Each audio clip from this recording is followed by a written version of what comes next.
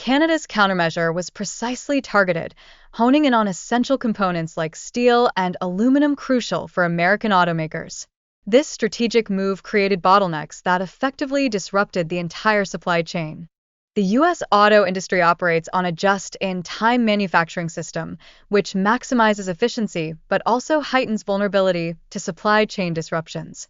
Canada's actions laid bare this weakness, resulting in significant operational challenges. This retaliation exerted a psychological impact on American executives, compelling them to reevaluate their supply chain strategies. It signified not only an industrial crisis, but also an economic bombshell with repercussions for financial markets. As the crisis escalated, major automakers like General Motors and Ford halted production, placing thousands of workers on furlough. This decision underscored the industry's profound reliance on efficient supply chains. The crisis reverberated through global markets as investors acknowledged the potential worldwide implications of the disruption. Wall Street's immediate reaction resulted in significant stock market losses. In response, Canadian manufacturers adapted by exploring alternative markets and producing more fuel-efficient vehicles.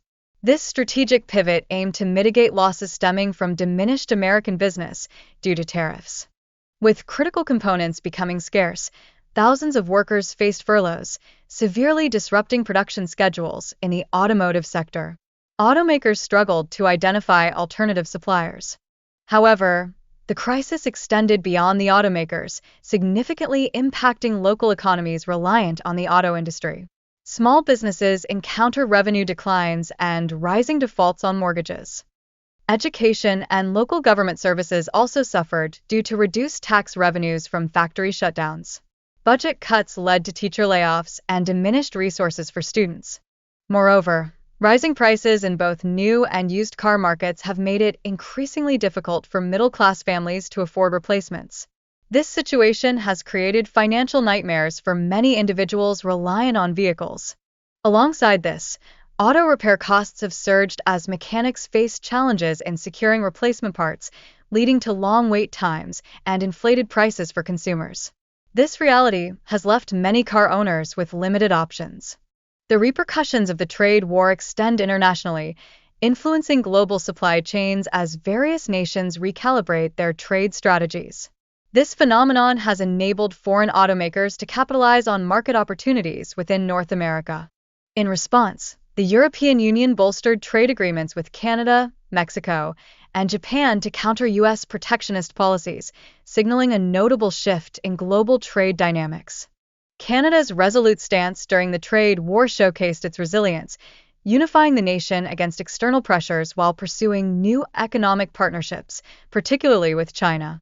As Canadian businesses diversified their export markets, the country garnered international admiration for its resistance against U.S. tariffs, effectively altering the balance of trade influence. Negotiations included guarantees of trade protections for Canada, ensuring that future tariff threats from the U.S. would be addressed. This legally binding mechanism proved essential for both countries. Furthermore, stronger dispute resolution mechanisms were established to handle future trade disagreements effectively, moving away from politically charged tariffs. This development marked a significant victory for Canadian interests. In summary, the trade war reshaped North American economics, prompting American businesses to diversify production while Canada expanded its global trade relationships. The aftermath left lasting implications for both economies.